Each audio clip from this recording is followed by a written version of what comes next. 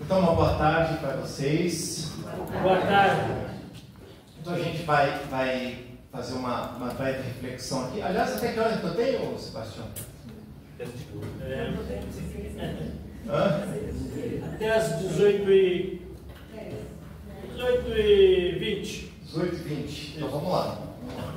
Então, a gente vai fazer uma reflexão sobre a comunidade local CDS, no contexto aqui, que me é muito caro, eu gosto demais, que é o contexto da eclesiologia. Né? Como a eclesiologia é aquela parte da teologia que trata da igreja, como que a igreja se vê, como ela se compreende, e também como que o mundo nos vê, como que o mundo vê a igreja, como que o mundo compreende a igreja. Então, na eclesiologia, a gente trabalha com essas duas dimensões. Né? E no nosso caso de carmelitas, né, quando eu estou falando aqui de carmelitas, eu estou falando de todos nós, né? Frades, monjas e seculares. Né? Alguns falam leigos, né? Eu não gosto muito do termo leigos para nos referirmos ao CDS, porque não é para leigos, é para seculares. Né?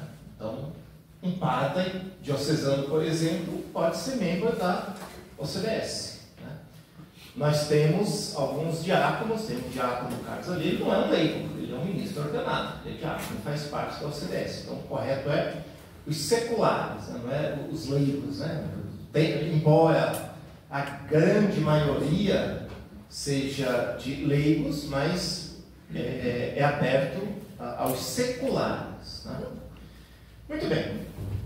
E para nós carmelitas, né, abrangendo todo mundo, o tema da igreja deve ser algo muito presente na nossa vida, porque desde as nossas origens nós somos profundamente eclesiais. Pode até parecer uma redundância que eu estou falando, as outras famílias religiosas não são eclesiais, claro, são, claro, todos nós fazemos parte da igreja, mas o nosso caso, né, as motivações que levaram até a nossa fundação, né, foram motivações profundamente eclesiais. Né? Começa lá com Santa Teresa, né? Quando ela funda o mosteiro de São José de Ávila, né, as suas motivações são profundamente eclesiológicas. Né? Ela funda aquele mosteiro que, na sua intenção original, é para ser uma espécie de, como é que eu vou dizer, uma espécie de filial do mosteiro da Encarnação, né? Porque ela, em nenhum momento, no início, ela pretendeu fundar ou reformar uma ordem religiosa, isso não estava nas suas intenções. Ela quis fundar um mosteiro onde as monjas, aquelas poucas monjas que estavam com ela, vivessem um ideal, um carisma que estava surgindo ali, que era profundamente eclesial. Quais são as suas motivações? Rezar pela igreja, pelos missionários, pelos letrados, né, que eram os teólogos, né? Ela chamava de letrados, né? Lembrando que na época nem todos os padres eram teólogos, né? A formação é totalmente diferente do que é hoje. E lembrando também que naquele contexto da fundação de São José de Ávila, a igreja, pela primeira vez na sua história, ela estava se dividindo. Né? Ao longo da história da igreja, houve diversas situações de cismas, né? Heresias, um grupinho aqui e ali que criava um problema, mas pela primeira vez ali no século XVI a igreja está realmente se dividindo. A reforma protestante, né? A reforma protestante que estava a todo vapor, né? E todo esse contexto influenciou a vida de Santa Teresa, o seu jeito de relacionar-se com Deus e aquilo que depois nós chamamos da fundação do Carmelo Teresiano. Santa Teresa, é importante a gente ter isso em mente, ela amava a igreja e ela conhecia a igreja. Né? algo que na época era muito pouco comum, principalmente para uma mulher, né?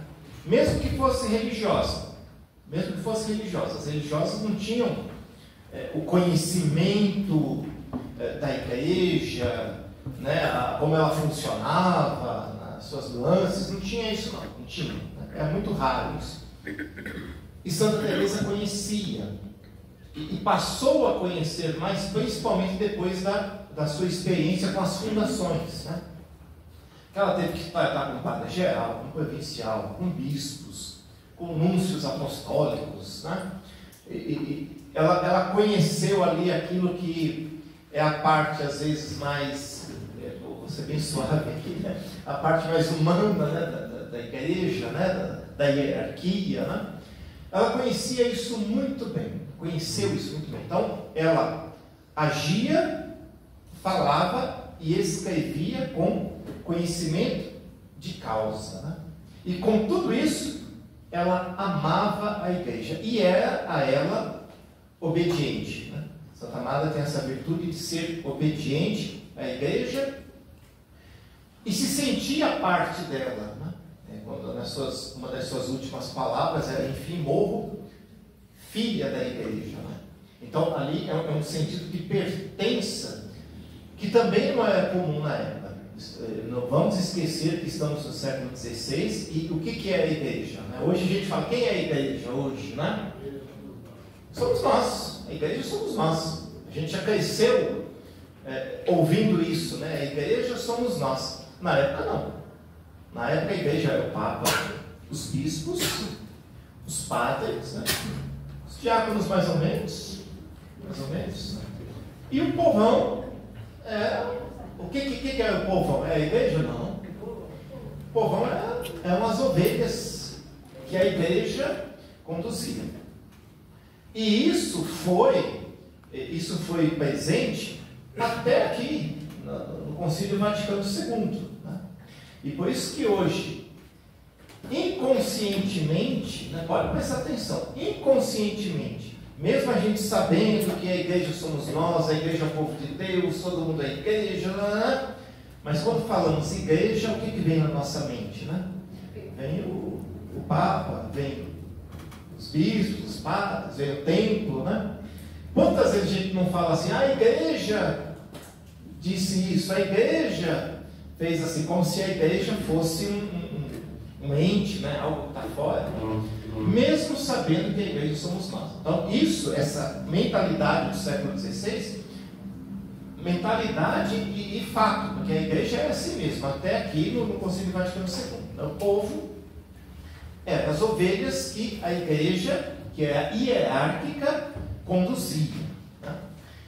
E Santa Teresa, com tudo isso, ela se sente parte desta igreja, né? E se sente também missionária, embora não usasse essa terminologia, que não cabia lá no seu contexto, na consciência dela, mas o fato dela juntar aquelas irmãs, né, e dizer para elas: a razão de estarmos aqui é rezarmos pelos missionários, pelos teólogos, né, nesta igreja que está se dividindo, que está pegando fogo. Isso é uma missão também. Ela não usava essa terminologia porque não cabia ali no seu contexto, né? Mas a gente costuma dizer que Santa Amada, ela tinha uma visão além do que diz respeito à igreja, né? Muita coisa que a gente foi tratar aqui no Concílio Vaticano II, se a gente pega os seus textos, a gente percebe ali, principalmente esse sentido de pertença à igreja, né? E justamente por se sentir pertencente a esta igreja, é que ela sente com a igreja, ela sofre com a igreja, né? Ela se alegra com a igreja, né? Se tornando responsável. Ela não tinha uma visão farisaica ou hipócrita, né? Quando se referia à igreja, né? Ela tinha uma dinâmica de corresponsabilidade. Eu vou dar um exemplo de algo que eu vi há alguns anos atrás, né?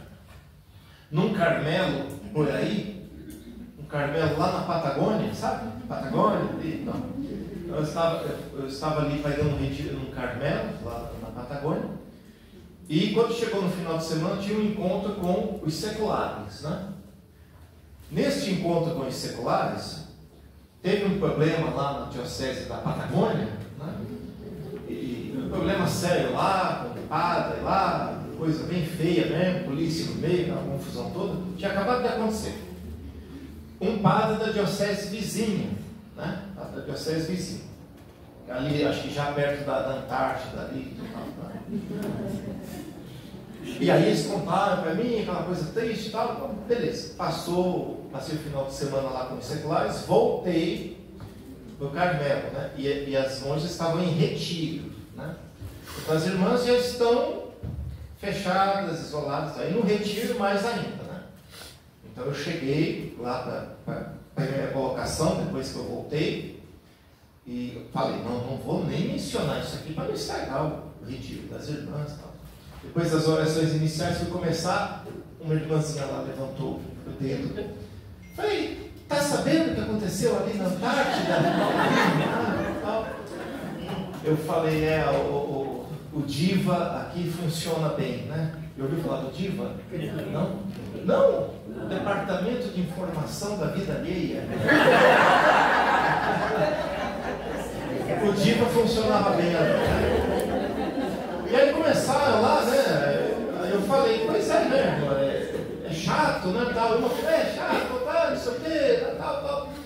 E uma delas, bem idosa, ela falou assim, onde é que nós estamos errando? Elas. Onde é que nós estamos errando? Será que nós não estamos rezando direito? Né? Aquilo me tocou profundamente, até me arrepia. Por quê? É esse espírito aqui de Santa Teresa.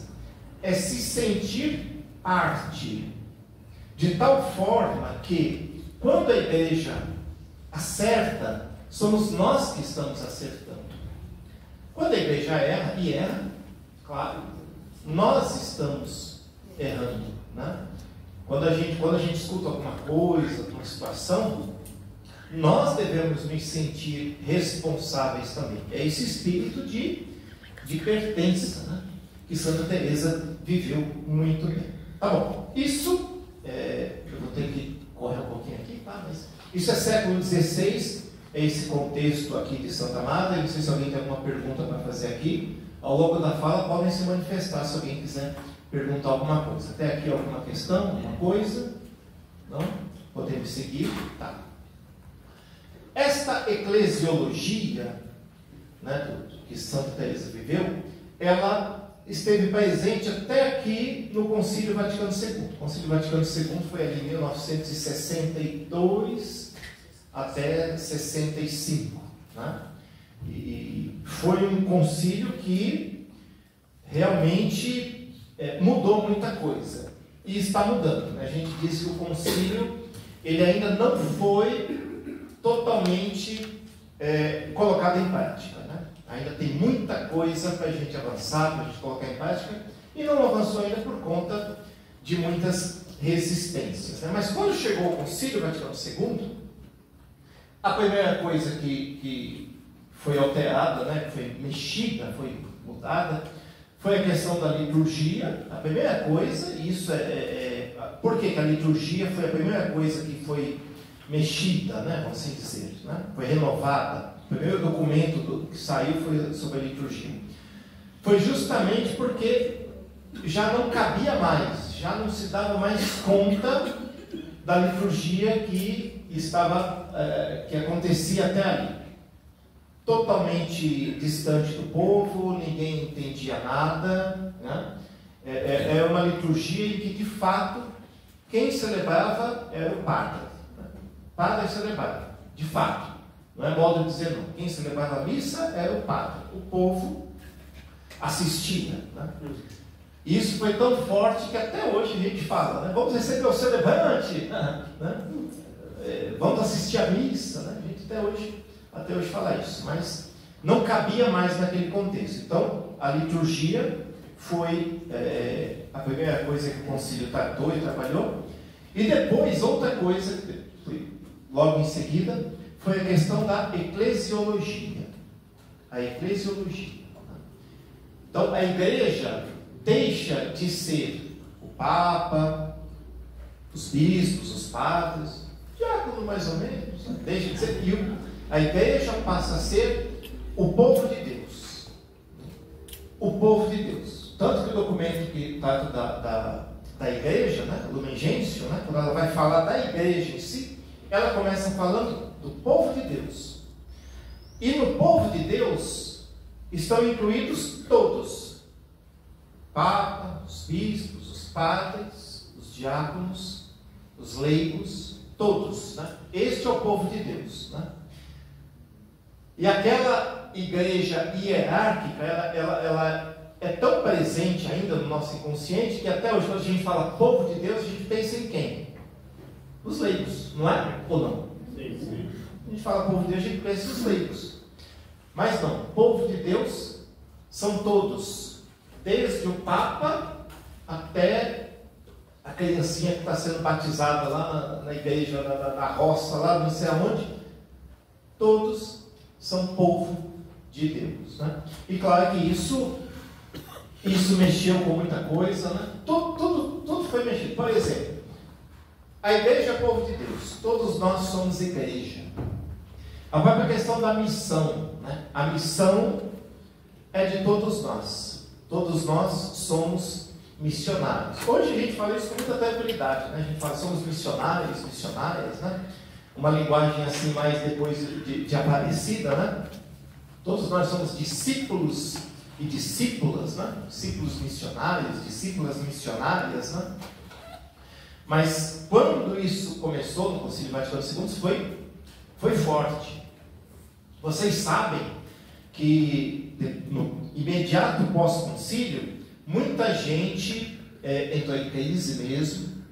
Eu me lembro do meu avô contando que tinha lá um amigo dele que participava de igreja, tudo, e ele deixou a igreja, abandonou mesmo, né? Porque o padre começou a presidir a missa virado para o povo, né? Falando o vernáculo, né? O português, né? Então o padre, esse amigo do meu avô, se afastou. Inúmeros padres também deixaram o ministério, não conseguiam compreender aquela nova dinâmica de ser igreja. Muitas congregações missionárias passaram por uma crise. As congregações missionárias, por quê? Todos nós somos missionários. Ué, então os missionários não somos mais nós? Todo mundo é missionário, então? Né? Então foi um momento bem turbulento, que foi, com o passar do tempo, foi se acertando. Houve exageros, houve coisas que não foram bem compreendidas, mas as coisas foram se acertando, né? E hoje a gente diz que ainda estamos a caminho, né? Ainda estamos a caminho, porque nós estamos, o pêndulo da história, já ouviu falar desse pêndulo da história, né? Pêndulo lá do relógio, né? Ele faz isso, né? No concílio, o pêndulo estava aqui, né? Então foi assim uma coisa, uma novidade, uma coisa lá. E com o tempo, o pêndulo ele vai voltando, né? Hoje a gente pode dizer com certeza que o pêndulo está no outro extremo, né? Então existe aí, hoje, existe uma tensão na nossa igreja. Existe uma tensão. Tensão, entendam o que eu estou dizendo, tensão no bom sentido, né? No bom sentido, né? Embora haja alguns exageros, mas tensão no bom sentido, né? Que várias linhas, né, tentam dialogar, tentam se acertar, né? Isso todo mundo sabe aqui, né? Temos várias tendências, várias linhas aí na nossa igreja, e a gente vai caminhando junto e vamos tentando nos acertar aí. Nisso tudo, né, com essa questão da igreja, toda a igreja é povo de Deus, né? Todos nós somos missionários. Acontece um outro movimento também no Concílio Vaticano II, né? Que é a revalorização da igreja local. Quando a gente fala de igreja local, É a mesma coisa que igreja particular. Todo mundo já ouviu falar de igreja particular. O que é igreja particular? São as dioceses. A diocese é uma igreja particular. Eu uso muito o termo igreja local porque igreja particular é uma linguagem mais do direito canônico, né? Quando vai falar dos direitos e deveres e tem todas aquelas regras, os cânones, né? Então se usa mais o termo igreja particular, que com o tempo, com as questões, acabou predominando.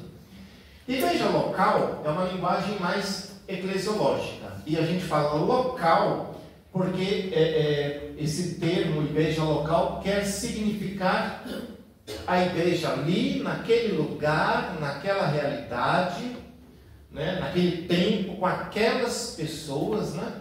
Então isso muda de igreja local para igreja local, né?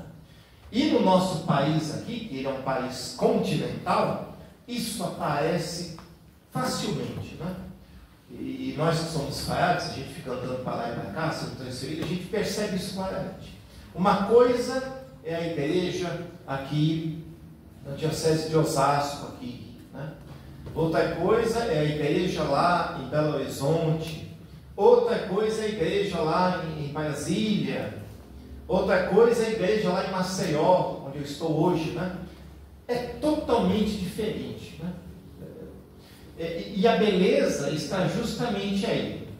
Quando chega naquilo que nos une, naquilo que é essencial, né? Aquilo que é o centro da igreja. Qual que é o centro da igreja, né?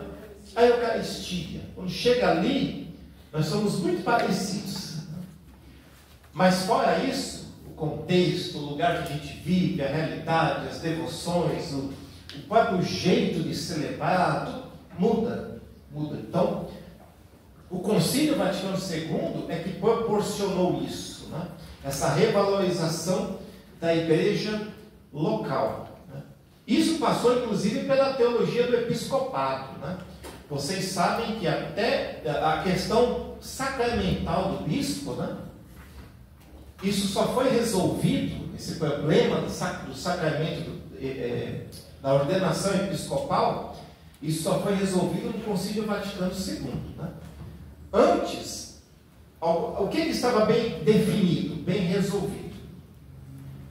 O Papa é o Papa, pronto. Ele é supremo, né? Cuida da igreja do mundo todo, tá, o Papa. Os padres estava muito bem definido, né?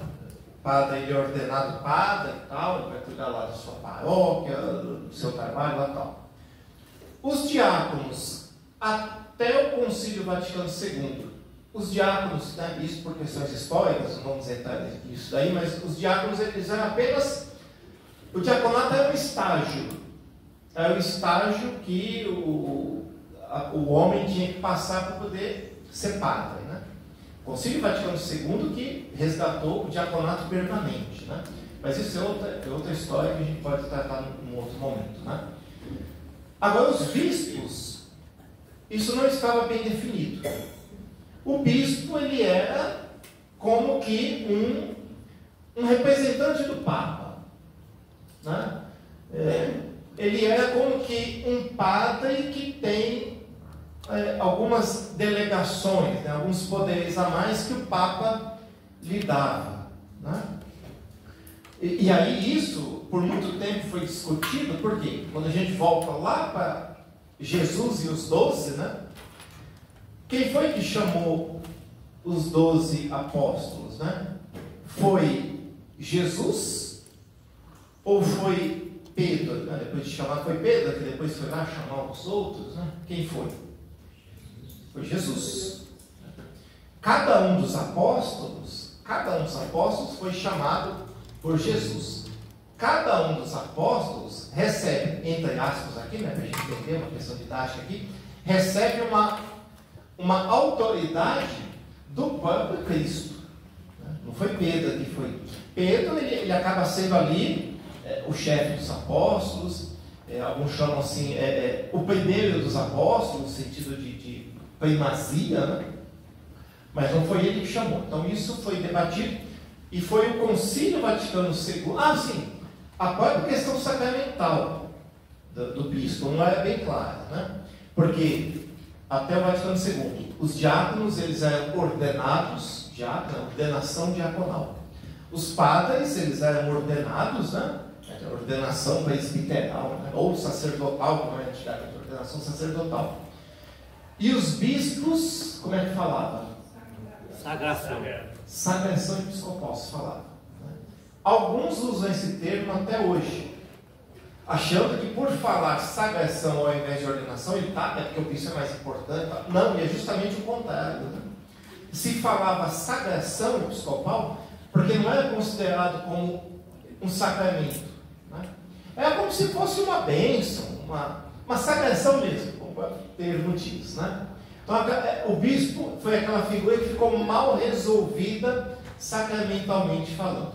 E foi o Vaticano II que resgata a sacramentalidade do bispo. Com isso, a revalorização da igreja local, né? Então, hoje, o correto é dizer ordenação episcopal e não sagração episcopal. Embora, se você pegar os documentos do Concílio Vaticano II, né?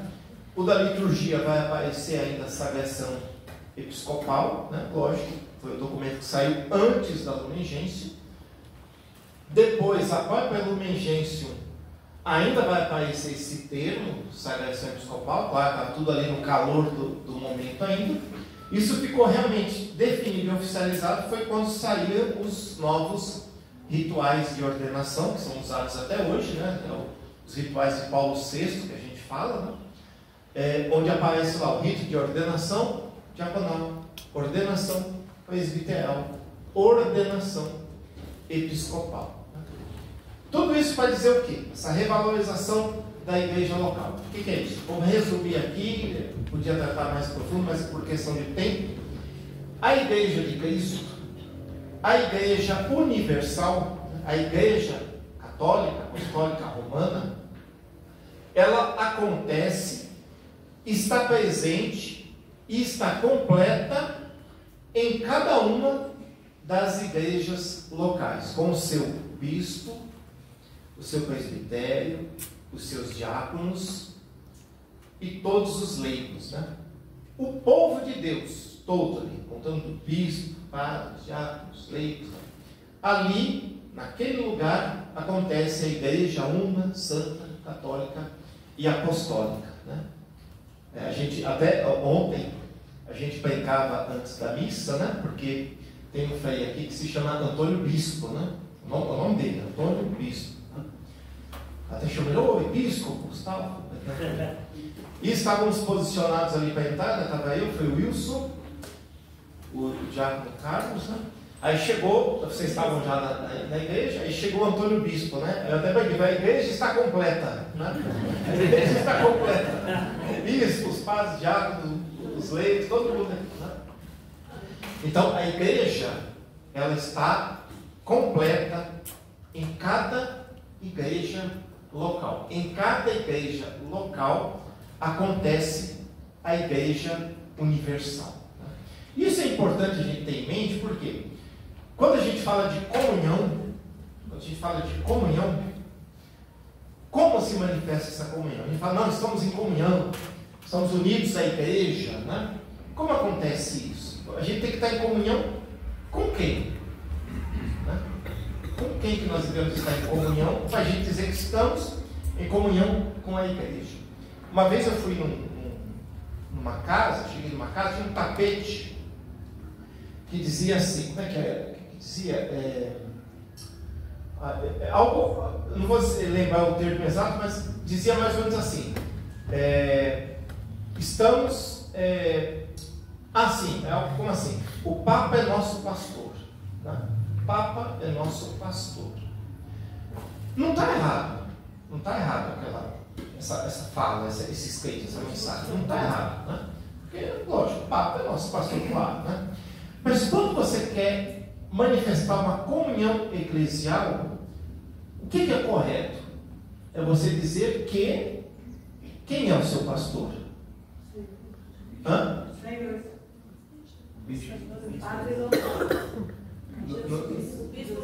O bispo local.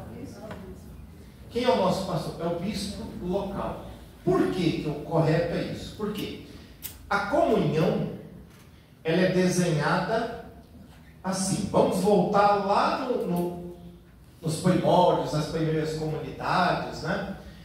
Os primeiros bispos, né, que eram ordenados, né? Lembrando, né, que os primeiros bispos, né, a figura deles não tem nada a ver com o bispo de hoje, né? O bispo com a mitra, o báculo. Não, os primeiros bispos eram os supervisores das comunidades, né, tal. Mas mesmo depois, ali no século IV, quando começa toda essa indumentária do bispo e tudo mais, né?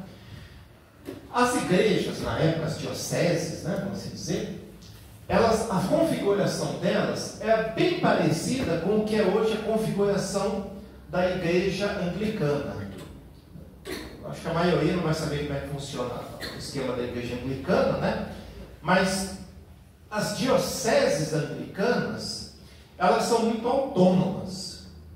Embora eles tenham o papa deles, né, que é o bispo lá da Cantuária, na Inglaterra, é considerado como que o papa, né? Ele é o ponto de referência de unidade. Mas cada diocese, ela é muito autônoma. Por isso que tem dioceses anglicanas, por exemplo, vamos pegar aqui o contexto deles, né? Não tem nada a ver com a gente, é eles lá.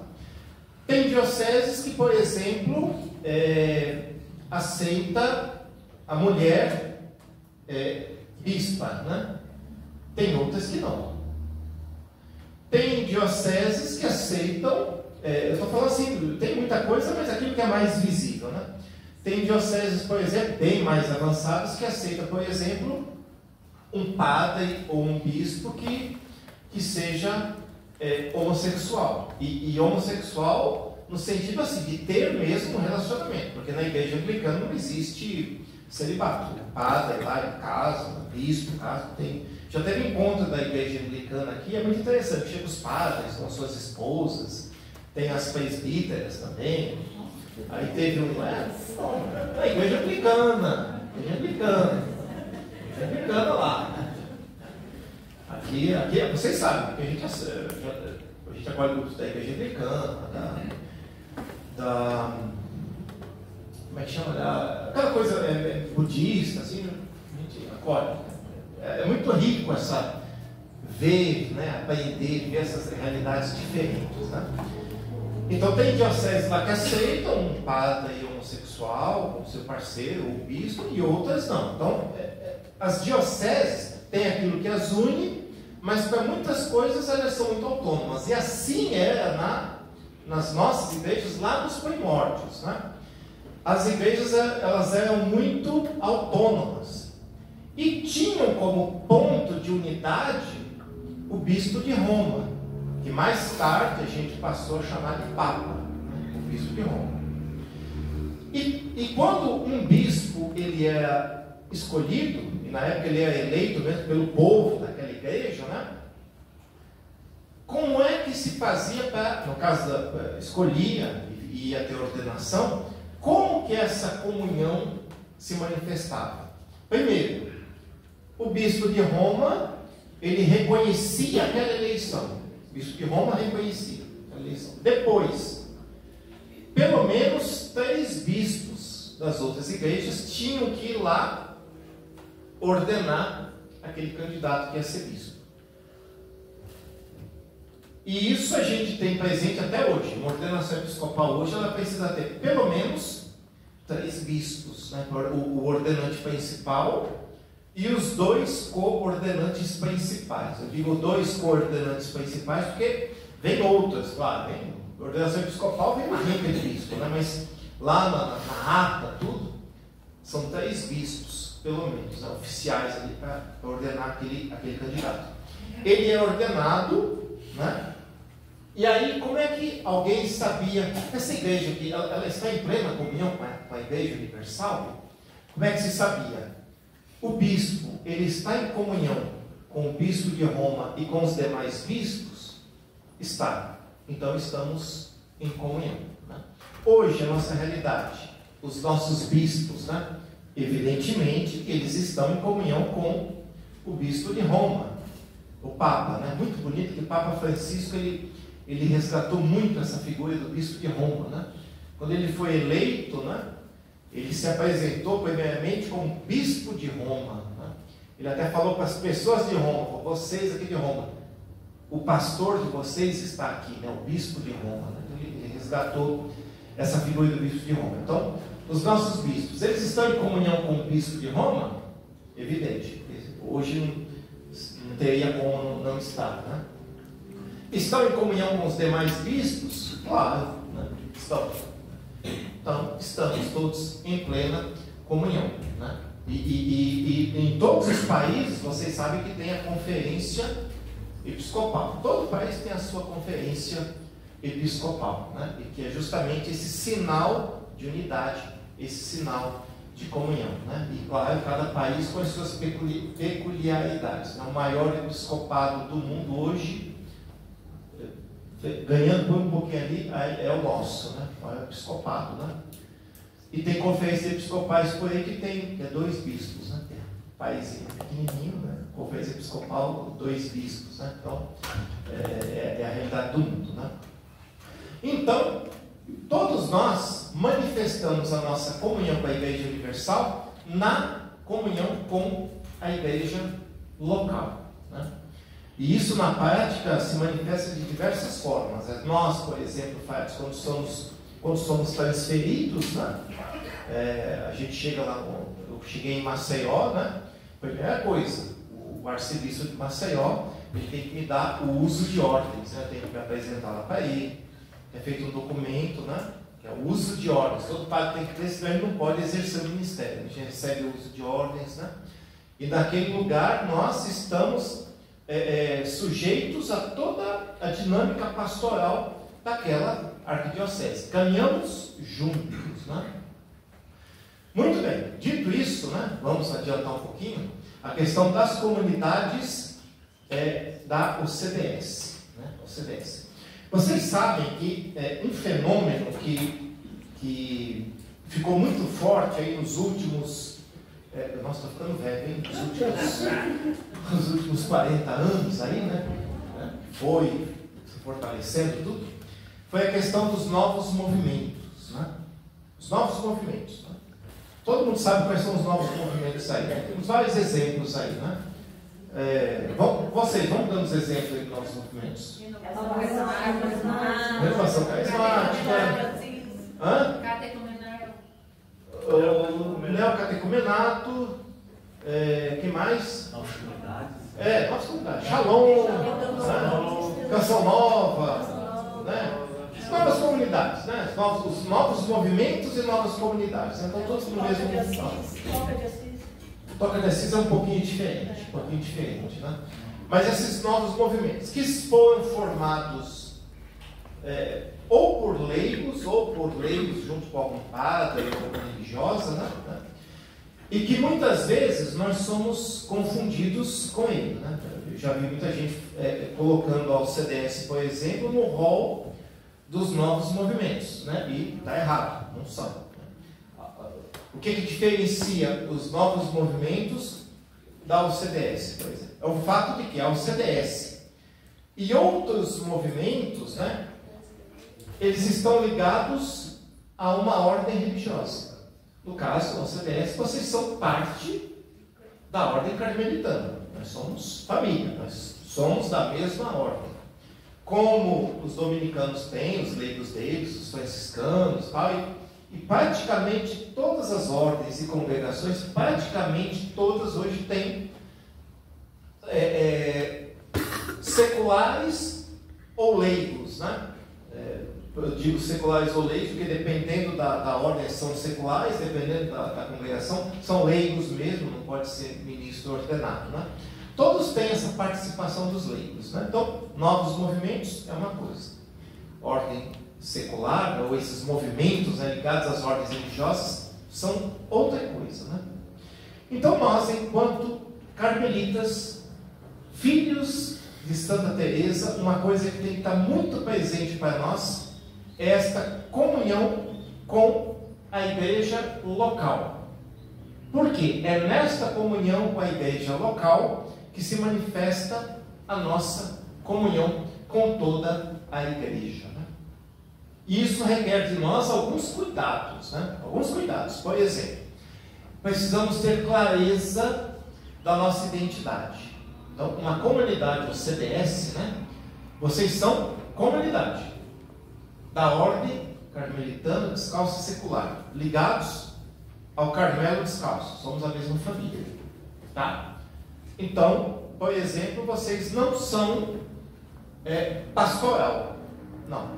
Eu já vi situações por aí, lá no Polo Norte, principalmente, ali, né? Você chega lá, tem a lista, você chega na paróquia, tem a lista das pastorais da paróquia. A pastoral do dízimo, pastoral da acolhida, pastoral não sei do que, e está lá, o CDS. Não, está errado, né?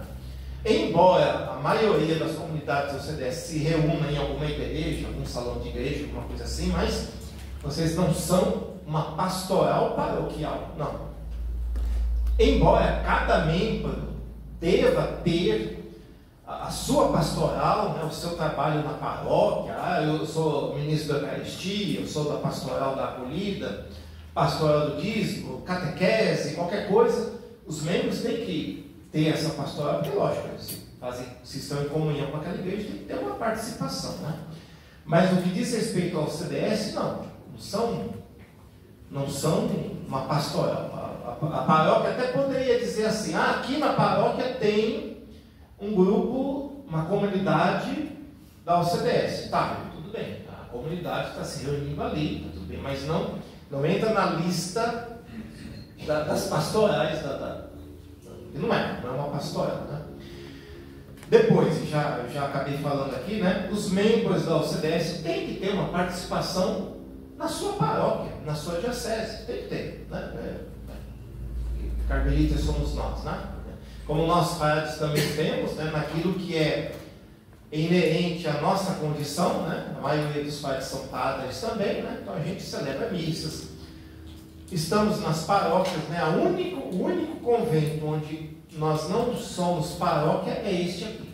Todos os outros são paróquias, né? Então, tem pároco, tudo direitinho. Nós atuamos ali. Os leigos também, eu acredito que a grande maioria tem também lá o seu trabalho pastoral, né? Depois, essa comunhão, né? Ela, como eu falei, se manifesta ali com o bispo, tudo. Portanto, cuidado, que eu já vi acontecendo muito isso, principalmente ali naquelas ilhas do Oceano Pacífico. Eu vi acontecendo muito isso, né, de se falar mal, por exemplo, da conferência episcopal. Porque funciona assim, né? A igreja tem a sua doutrina, tem o catecismo, tem os documentos da igreja, tanto os documentos pontifícios, né, como os documentos das respectivas conferências episcopais, né? No nosso caso aqui, a nossa conferência é a CNBB, né? E temos uma doutrina, temos, né, que pode ser aprofundado, debatido, tal, as coisas mudam, né? Os documentos vão se atualizando. Aí aparece deixa eu achar um nome mais... um Zezinho lá, né? Um Zé Ruela lá, no YouTube da vida, né? E começa a falar um monte de coisa, né? Aí ataca o Papa, ataca os bispos, ataca a conferência episcopal, fala um monte de bobagem lá. E a gente vê gente nossa, das paróquias, das comunidades OCDS, né? Que vem, nossa, ele falou, então é assim mesmo? Então, quer dizer, a gente tem todo um aparato, toda uma estrutura, toda uma doutrina, um catecismo, né? Documentos, tudo, e a gente explica tanto, ensina tanto, aí vem um qualquer lá, e fala alguma besteira na internet, é como se a palavra dele tivesse mais peso do que a palavra da igreja. E aí eu falo igreja, todos nós, né? Então cuidado com isso, né? Muito cuidado com isso, né? Porque isso acaba ferindo, machucando essa comunhão, né?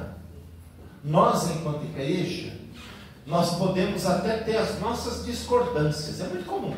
Por isso que a gente se reúne, por isso que tem congresso, por isso que tem reunião, por isso que tem reunião na paróquia, por isso que tem reunião do setor, né, da florania, cada lugar tem um nome também, por isso que os bispos se reúnem regionais, debatem, se reúnem a nível nacional, por isso que tem sínodo, né?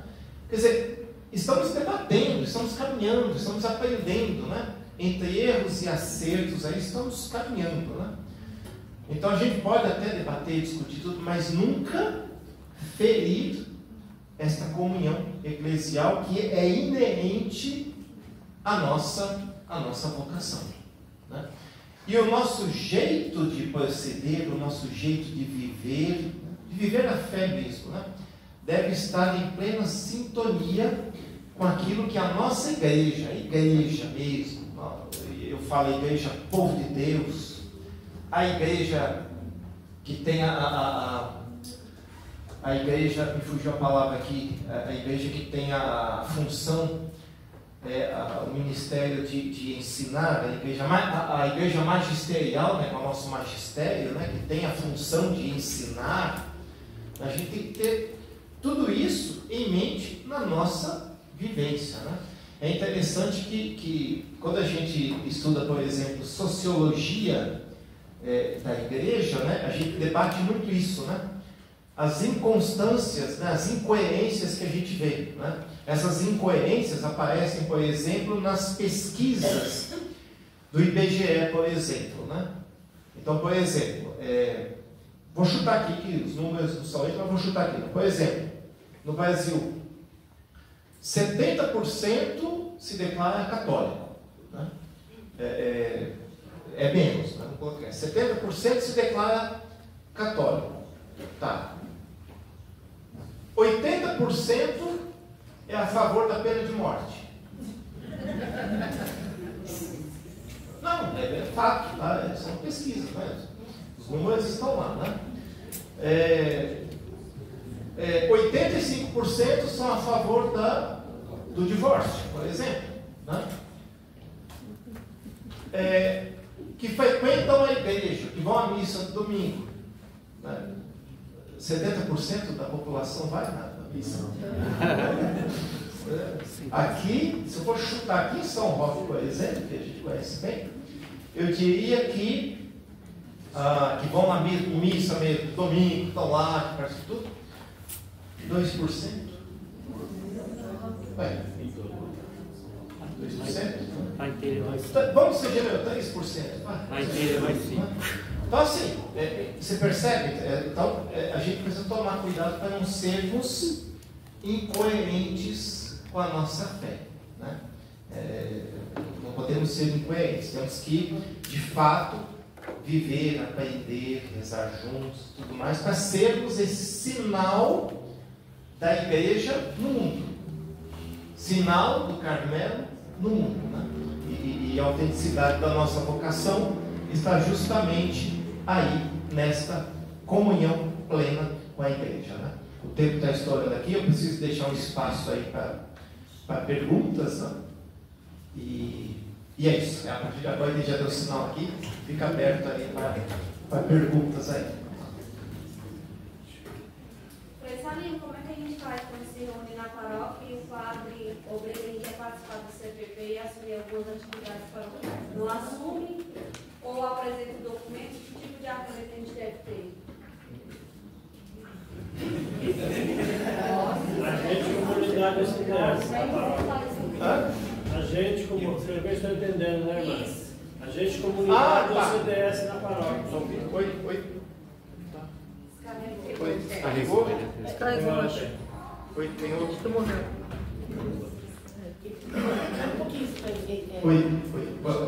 Então.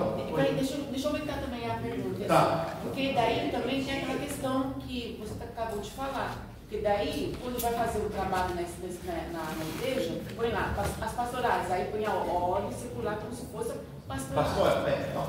Isso é uma questão de esclarecimento. Primeiro, né? Não deu para entender a pergunta. Ela está perguntando assim, pelo que eu entendi, vamos ver se não for, você me corrige. Ela está perguntando o que acontece se o padre da sua paróquia chamar alguém lá para o CPP como membro da CDS, é isso, né? É isso, tá? Primeiro que, como eu falei, a CDS não é uma pastoral da igreja. Geralmente o CPP vai ali, coordenadores das pastorais e tudo mais. A CDS não é pastoral paroquial. O padre pode até chamar o Sebastião lá para ser do CPP, mas porque é o Sebastião, não porque é da CDS, né? Isso não é incomum acontecer, não, mas é uma falta de conhecimento. É aquilo que eu falei, às vezes, até entre nós aí tem essa confusão. Então, a OCDS, ela não é uma pastoral paroquial. A OCDS é a OCDS, a ordem é uma família religiosa, né? Que faz parte da nossa, né? Somos uma mesma família, né? Então, seria o caso de esclarecer, tentar esclarecer. É duro, porque o padre geralmente ele sabe tudo, né?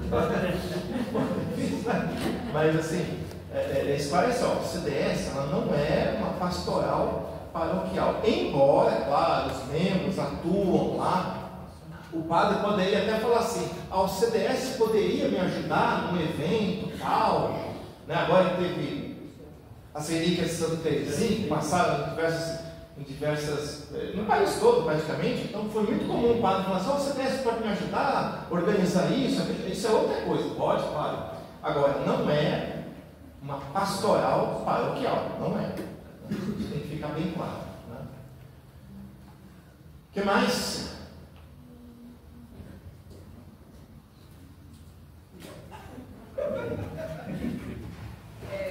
Presidente regional, termina a base aqui, né?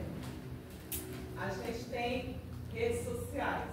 Ok. Instagram, comunidades têm redes sociais, muitas comunidades da província têm conta do Instagram e a gente observa, tá? A gente observa tudo o que acontece. Redes sociais, conselheiros, a gente fica por dentro do que acontece nas comunidades por meio de redes sociais.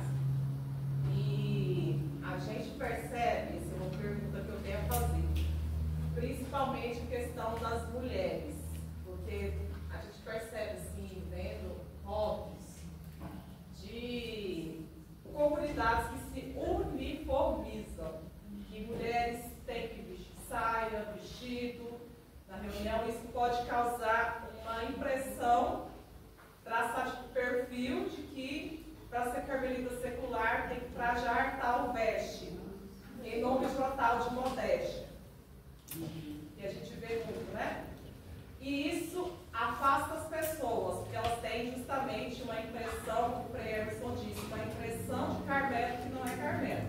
É isso mesmo. Então, isso que eu tenho visto, eu acredito que os conselheiros também têm percebido isso em comunidades, e eu já vi pessoas que vieram me perguntar se para ser carmelita secular tem que usar saia. Só porque eu sou prova viva que já me vieram falar. A gente vive num mundo hoje, né, dos extremos, né? A gente tem muita dificuldade hoje, a gente percebe conversando com as pessoas, a gente tem muita dificuldade de... Esse microfone está no modo canto, né? A gente tem muita dificuldade do equilíbrio, sabe o equilíbrio? Né? Ou é um extremo, ou é outro, né? Quando a gente vai falar, por exemplo, das vestes, né? A primeira coisa que a gente escuta, mas então vai pelado para a igreja ou para a reunião. Quer dizer, a gente não consegue pensar no equilíbrio, no ponto de equilíbrio. Ou é um extremo, ou é outro. Né? Os antigos diziam, ou é 8 ou é 80. Né? Então, é claro que é interessante que eu vi isso na televisão há muito tempo atrás, uma dessas mulheres que trabalham com negócio de etiqueta, né? Tal. Eu achei muito interessante, ela estava falando, né, alguém perguntou a questão de casamento, a veste de casamento, se podia ser com decote, uma mulher que não tinha nada a ver com a igreja, é questão de etiqueta, né? E ela falou assim, não podemos esquecer que o evento vai ser num templo religioso. Então, é preciso tomar cuidado. Ela até deu umas dicas lá de uma das vestes que a mulher colocava lá, e quando fosse para a festa era só tirar não sei o que aparecia não sei o que, né? Mas a questão do templo religioso é uma questão de etiqueta, né? Então, é preciso tomar cuidado também para não generalizar, porque cada lugar é um lugar, né? Por exemplo, aqui, se uma pessoa aparecer na missa, por exemplo, de bermuda e camiseta regata, as pessoas vão olhar assim meio, né? Lá em Maceió, é a coisa mais comum e natural do mundo o cara chegar na missa de bermuda. Daí mesmo ele vai para a praia, é comum, as pessoas olham, normal. Então, é preciso saber o contexto. Agora, é preciso tomar cuidado, nós enquanto CDS, né, de não criarmos regras além daquelas que nós já temos, né? Não tem nenhum lugar escrito que a mulher, por exemplo, para ser membro da CDS, ela tem que usar saia. Isso não existe, né? Se a mulher usa saia porque ela gosta, é outra coisa, não dela, né? Então, não podemos criar essa uniformização, né? Mulher da CDS tem que usar saia. Não. Onde está isso? Não tem, né? Ela tem que andar, ela tem que se vestir com, como é que se diz? Modéstia, né? Véu também. Véu. Não, véu não. A mulher da CDS tem que usar véu. Não existe isso. Se ela, por questões pessoais dela lá, quer ir na missa de véu, é problema dela, mas não é uma coisa da OCDS. Não é. Aliás, a gente tem que tomar cuidado de, quando nós nos assumimos carmelitas, a gente tem que adotar aquilo que é próprio nosso. Eu já vou tratar isso, só concluindo a questão da veste, né? Cuidado com essa uniformização. Mesmo questão de camiseta, viu? Se a comunidade, né? Se a comunidade junta a todos os membros, não, é interessante que nós temos um uniforme, uma camiseta para a comunidade, para a reunião, a gente vai usar uma roupa para a missa. Mas se é uma coisa da comunidade, pronto, o problema é da comunidade. Agora, a comunidade. Agora, se metade quer, metade não quer, a outra metade não pode impor, não tem que usar essa camiseta aqui na reunião, tem que usar essa camiseta aqui na reunião. Não, isso não tem nas nossas constituições, né? Agora, se a comunidade junto, de comum acordo, não, nós vamos usar no campo, aí é problema da comunidade. Por isso que uma comunidade também não pode comprar a outra. Nós usamos, a gente veio no congresso, todos nós somos uniformes. Vocês não têm uniforme? Não tem. Não tem obrigação. Então é coisa da comunidade, né? Então não pode ter não existe nas nossas constituições essa questão de uniformes, né? Não tem. E muito cuidado, isso quer dizer, muito cuidado com essa questão da nossa identidade. Nós temos uma identidade, nós temos constituições, nós temos regras, né? Então outras coisas começam a aparecer aí também. Outras coisas começam a aparecer que são, eu me lembro uma vez, lá nas Ilhas Salomão, né? Então, apareceu um convite lá numa comunidade do CDS lá, um convite oficial da comunidade, chamando povos, né? Porque eles iam fazer a consagração à Nossa Senhora lá nos moldes lá de Montfort, aquela coisa da corrente e tal. Muito bem, isso deu uma polêmica na época. Na época eu tinha função junto ao CDS, me manifestei também. Até me manifestei de maneira muito incisiva, na época eu estava em missão lá nas Ilhas Salomão, lá.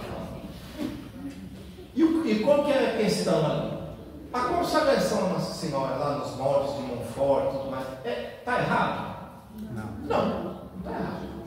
É válido na igreja? Claro, é válido.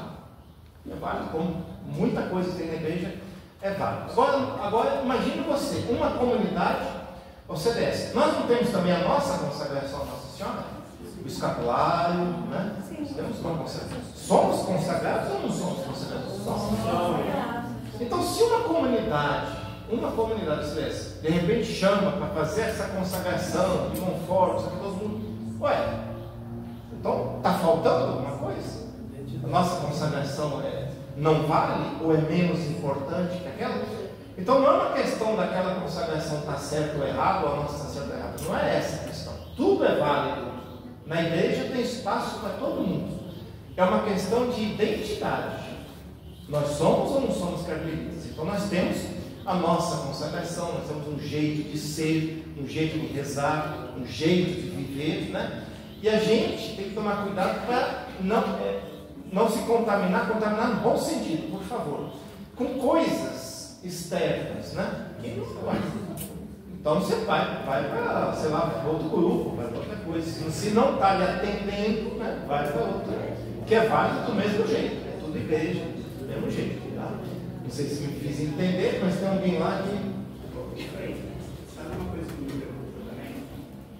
A gente vê muito extremismo hoje em dia. A gente vê muito extremismo, isso realmente incomoda, né? Essa questão da obrigatoriedade. Mas o que me preocupa também é o extremismo que vem muitas vezes do outro lado, né? Por exemplo, a questão da saia do véu é uma questão muito cultural, né? Inclusive, na nossa revista da OCDS, você tem uma comunidade lá na Ásia, onde todas as mulheres estavam de véu. Mas não estou falando de uniformidade. Mas muitas vezes a gente vê uma perseguição para as pessoas que estão de saia, para as pessoas que estão de véu. Se isso é uma coisa do tempo, uma questão da época, deixa a pessoa usar e não pode ter imposto para os outros com uma moralidade que não é própria da comunidade. Mas se a pessoa está usando uma saia, se a gente está usando o céu, a gente às vezes faz uma caçada às bruxas, a roupa que ela está usando, né? Isso me preocupa também. Muitas vezes um serviço que vem do outro lado, sabe? Uma pessoa simplesmente se sente à vontade de usar aquela roupa, né? Não sei como o senhor faz por isso. O que incomoda às vezes é o seguinte, é que tudo, viu? Tudo tem um contexto, né? Oi? Tudo tem um contexto, né? Tudo tem um significado, nada é à toa, né? Houve sim um tempo em que a mulher, para ela ir na igreja, ela tinha que estar de saia, ela tinha que estar de véu, né? E essa polêmica do véu é desde os tempos das cartas de Paulo, né? Ele já falava lá da questão do véu e tudo mais. Ele até se perde lá quando ele vai explicar a questão do véu, que ele vai tentando explicar, mas vai se enrolando, e aí por fim fala, é assim, tem que ser. Essa polêmica é desde aquela época. Então, mas por quê? A mulher, né? Isso eu estou falando lá, a mulher não tinha voz. Uma mulher, por exemplo, ela não poderia uma mulher não poderia, por exemplo, subir no presbitério para pegar uma âmbula e ajudar a distribuir como é que é isso? Fazer leitura, alguns lugares não se podia. A mulher tinha que ficar em silêncio. E o véu tinha um pouco esse sentido também. Então, assim, hoje a gente vê algumas situações que a pessoa não está entendendo o que ela está fazendo, né? Ela fica no raso, né? Então, eu vi, não foi uma nem duas vezes não. A mulher lá fala, eu tenho que ir para a missa de véu, eu tenho que participar da missa de véu. Muito bem. Aí ela está vindo da academia, ela entra na igreja de calça leg e bota o véu. Né? Aquela calça que quer mostrar de fato a justiça de Deus. Porque ela é justa. E o véu. Né? Então assim, outra coisa, né? Aí a mulher chega de véu, nós estamos no século XXI, ela chega com véu, sabe? Mas daí ela quer mandar em tudo e em todos. Não, mas não está de véu. Mulheres. Então assim, entendam que as coisas, elas têm um sentido, elas têm um contexto, né? E quando elas são tiradas de contexto, elas ficam no raso, perdem o sentido. Ou seja, a mulher acha que tem que ir para a missa de véu. Não importa se ela de calça leg, de bermuda, de short, de véu, tá tudo bem. Então, é preciso, a gente tem que ter consciência das coisas. O mal nosso hoje é que a gente vai ficando muito no raso, na aparência, e esquecemos de todo um sentido que tudo tem. E quando a gente fala de liturgia, quem trabalha com a eclesiologia acaba trabalhando muito com liturgia, porque a liturgia, por isso que a gente bate muitas vezes na tecla de algumas situações, porque a liturgia é a cara da igreja. O rosto da igreja está na liturgia. A igreja se manifesta na liturgia. A gente consegue saber o jeito que cada um vive a sua, eu vou dizer uma palavra, a sua eclesiologia, né, o seu jeito de ser igreja, a gente consegue perceber pelo jeito que está participando da missa. Isso a gente vê claramente. Os gestos, as posições, né, que deveria ser uma coisa só, né, porque a liturgia é a oração comunitária, então a fé da comunidade se manifesta inclusive nos gestos e posições que deveriam ser únicos, né? Mas a gente percebe diferenças. Em cada diferença, em cada posição, em cada gesto, a gente percebe. Essa pessoa ela vive a igreja assim, outra vive assado, a gente percebe isso, né?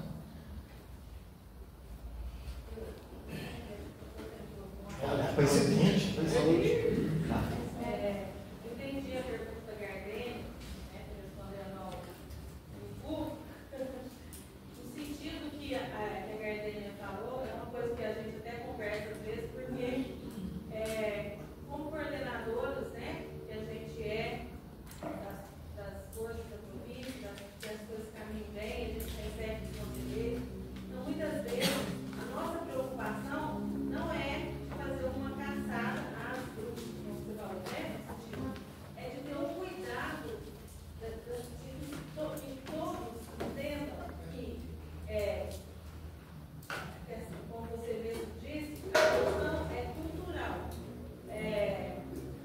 Alguns lugares do Brasil que a gente vai, todo mundo usa assim, né? É daquele jeito. Só que, por exemplo, a gente vê uma foto, eu vejo todas as comunidades, porque me marcam, inclusive, né? Então, às vezes eu vejo uma foto, todas as mulheres estão de saia, não tem nenhuma de calça comprida. Isso me preocupa, por quê? Me preocupa a mim, como presidente, nesse momento.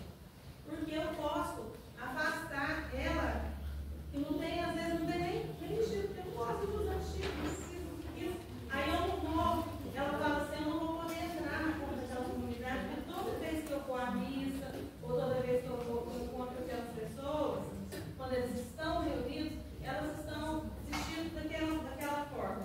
Não é uma saia, pode ser outra coisa, pode ser sempre uma roupa, uma camiseta, né? Os homens às vezes só de camisa de mãos compridas. Isso é cultural, sim, né? Eu vou dar um testemunho, quando eu fui no Mato Grosso, eles também, e o padre, eu esqueço o nome do padre Reginaldo, eu acho que ele chama, né? Reginaldo. Ele falou para mim assim, você está assustadinha, né? Eu falei, não, porque na minha região, a nossa região, os padres não usam batina preta de flecha. No calor daqueles demais, né? Então lá todos os padres usam aquela roupa, as mulheres têm uma vestimenta já com cultura lá no Mato Grosso. Agora, a nossa região aqui não tem essa cultura, como lá. Então lá, depois que eu fui, e que eu fui conhecer, que eu vi como é para mim eu vejo, porque eu vejo, não tem nada demais. Mas quando eu vejo isso aqui, na nossa região, eu me assusto sim. Por quê? Porque as nossas dioceses aqui do Sudeste, né, não tem esse costume. Nós não temos esse, e não é porque não pode, eu gosto, adoro um vestido. Mas toda a minha comunidade tem gente que eu nunca nem vi de vestido. A Sandra mesmo, eu vejo muito pouco vestido. Então, assim, seria, eu falo na verdade, é uma comunidade, né? De outras. Então, não é uma percepção, é uma observação que deve ser esse cuidado, a gente não passar as orientações por conta de uma visibilidade que eu estou dando à minha comunidade, entendeu? Então, só com cuidado que a gente tem que ter, não perfeição de nada, né? Nada disso. Porque todos aqui que estão aqui podem chegar a ser, vão ser conselheiros, vão ser presidentes da província, regionais e tantas coisas maravilhosas de serviço que existe na província. E a gente tem que ter cuidado de não colocar o meu pensamento. Não é o que eu penso. É só essa. Concluo então apenas lendo aqui o último parágrafo do texto que eu havia preparado. Tá? Todos são convidados a participar da missão da igreja, na corresponsabilidade e na comunhão. No caso da relação entre ao CDS e a igreja local, há exigências para ambos os lados. De cada igreja local exige-se o reconhecimento e a valorização do carisma próprio de nossa ordem. De cada comunidade do CDS exige-se o esforço de colaboração e inserção na realidade de cada igreja local, evitando qualquer tipo de atividade que leve a uma caminhada paralela. Somente assim, cada comunidade seguirá o exemplo de Santa Marta, que, apesar de tantas dificuldades e lutas, sempre se manteve fiel à igreja. Assim eu concluo.